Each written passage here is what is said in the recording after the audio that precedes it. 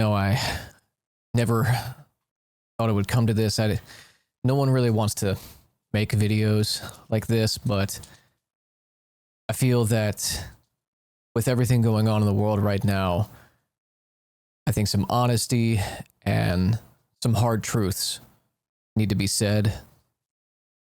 And I know a lot of people are not going to look at this very fondly, and a lot of people might even leave the community, and I don't want to say I'm sorry, but this is something that I have to do, and it's been a long time coming. So, yes, this is my Why I Left the Left video.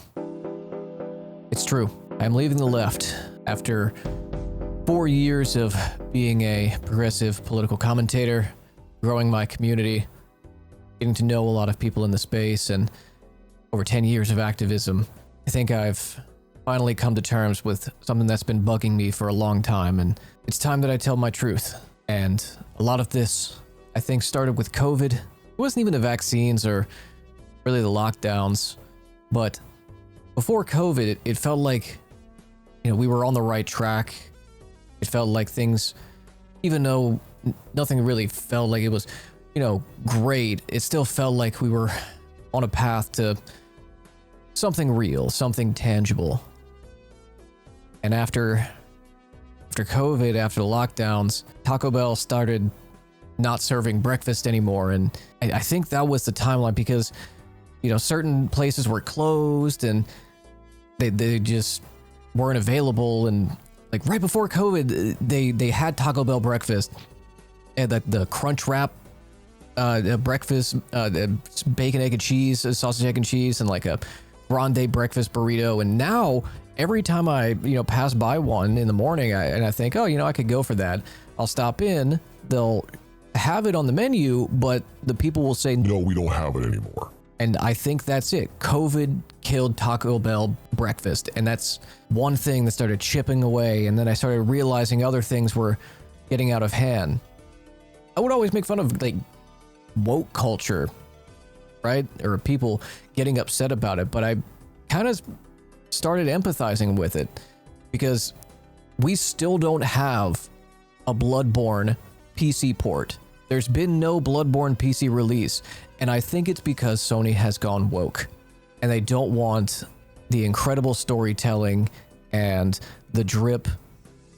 They don't want that to be available. And Miyazaki said that he wants that he wants Bloodborne on PC. But Sony clearly has gone woke based on all of, the evidence. And also, speaking of drip, the left is always talking about, dripped out trade unionists, the fits are fire. But how can anyone meet that standard? I mean, so many leftists have incredible fits, and I just don't know if I can do that. I think it's just unrealistic expectations. Speaking of expectations, the expectation to read, Jesus Christ, books I have to read, and I have to break down media based on, the media literacy I've accumulated over time. And I have to, examine things and see messages within the subtext. And I don't want to do that. I want to turn my brain off. I just want to watch dumb shit like New Norm. Why can't I laugh at that? Is that so wrong? Is it wrong for me to enjoy brain dead media? Is that so bad? I don't know. And I don't think we should have diversity. I think that there's too much diversity among gaming controllers. Why can't we have one single, universal, cross-platform controller and layout? Something that could unite us. So I pick up a Xbox-based game controller and it feels comfortable and I'm familiar with it. And then I pick up a Switch controller and there's different letters in different places and like the Joy-Con, the joysticks are somewhere else. Maybe we just need one singular homogeneous game controller. And I'll get canceled for saying that. That's another thing, cancel culture. The left always purity testing, it's gone too far. Cancel culture's gone way too far. You just can't grow a leftist Twitch channel or a leftist YouTube channel because right-wing YouTube channels are taking up so much of the oxygen on social media platforms like Twitter and YouTube and Twitch. And Asmongold, he's gone right, and he's getting millions of views on 3-minute videos about not enough nymphets in Final Fantasy XIV. I don't know if I would want to complain about that, but I can clearly see that YouTube and all these other platforms have a right-wing bias, and no leftist is making money on YouTube, even if they are getting views. It's not as much as right-wing content creators, but they're certainly not getting paid for, you know, even YouTube videos that have traction. Hell, Second Thought hasn't been paid by YouTube in years, and I want a piece of that. I want money.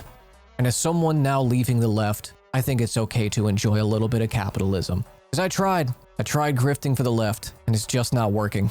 So you know what? I'm leaving the left. That's it. I'm done. Principles? I don't need that. Rent's expensive. Getting doxxed and harassed by liberals. Hell, maybe I'll do a milquetoast fence sitter arc. Play both sides a little bit. Who knows? You know, do a Tim Pool thing, get some checks from Russia. Maybe if I say that I'm liberal, but I do edgy humor, I can court a right-wing audience of entrepreneurs and small business tyrants. They can just give me so much money. But it's not about the money. It's about message. Go woke, go broke. And I don't have to think about what that means. That's the best part. I don't have to think about it anymore. I could just say stuff and it not make sense. And there's gonna be people who agree. And that's something that the left doesn't do. We don't agree on anything. I'm still saying we. It's gonna take some adjustments. But I think this is the right move. Also, I want to get a pool, so, you know, can't buy a pool with principles. So if this upsets you, or if you've been a part of this community for a long time, and this is a disappointment, well, fuck it, who needs you? We're going to Vegas, baby! DNC didn't give me a fucking press pass. I'm going to CPAC, baby! On a real note, though, for all of you who saw this thumbnail and thought, oh, it's about time, oh, look, another white dude leaving the left. No. We've been growing a lot lately, and there's a lot of adversarial counter-narrative for independent leftist content creators, and all we have is each other.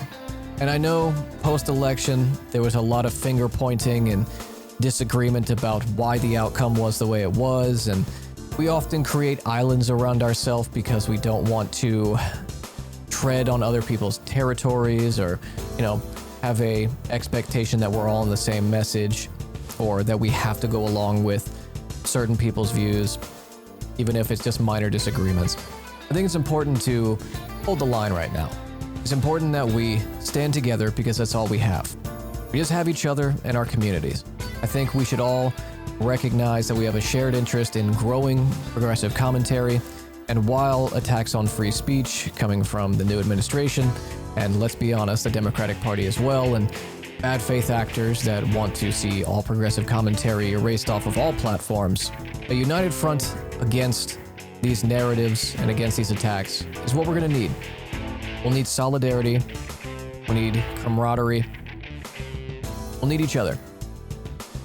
So while this was fun and we joke around a little bit, I'm thankful to this broader community that we're a part of, and I hope that we can continue to see it grow. I'll be out here in the trenches with everybody else. Just know that if you want to get into this space, if you want to start doing progressive commentary, if you want to start advocating for those who need a voice, there will always be room at the table. There will always be a space for you